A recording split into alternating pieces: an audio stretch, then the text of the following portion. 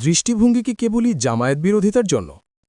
গত কয়েকদিন আগে শহীদ ওসমান হাদির জানাজায় আমিরে জামায়াত ড শফিকুর রহমান জুতা পরে নামাজ পড়ায় একদল মানুষ সমালোচনার ঝড় তুলেছিলেন। তথাকথিত ফতোয়া আর ট্রোলের বন্যায় ভাসিয়ে দেওয়া হয়েছিল এই বলে যে জুতা পরে নামাজ হয় না, অথচ ইসলামের বিধান অনুযায়ী জুতা পবিত্র থাকলে তা পরে নামাজ পড়া সম্পূর্ণ জায়েজ। কিন্তু তখন একদল ফেসবুকি মুফতি একে ইস্যু বানিয়ে নোংরা রাজনীতি করতে ছাড়েননি। আজকের দৃশ্যপট ভিন্ন কেন? সম্প্রতি বিএনপির ভারপ্রাপ্ত চেয়ারম্যান তারেক রহমান, নাহিদ ইসলাম এবং মির্জা ফখরুল ইসলাম আলমগীরকেও জুতা পায়ে জানাজায় শরিক হতে দেখা গেছে। এমনকি তারেক রহমানের প্যান্টও ছিল টাকনুর নিচে।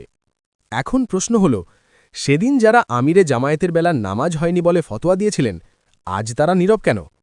আপনাদের ফতোয়া কি ব্যক্তিভেদে পরিবর্তিত হয়, নাকি আপনাদের আদর্শিক চশমা কেবল জামায়াত নেতাদের ভুল খোঁজার জন্যই তৈরি করা হয়েছে? আমাদের অবস্থান পরিষ্কার। আমরা স্পষ্ট বলতে চাই, আমিরে জামায়াত সেদিন জুতা পরে নামাজ পড়ে কোনো ভুল করেননি।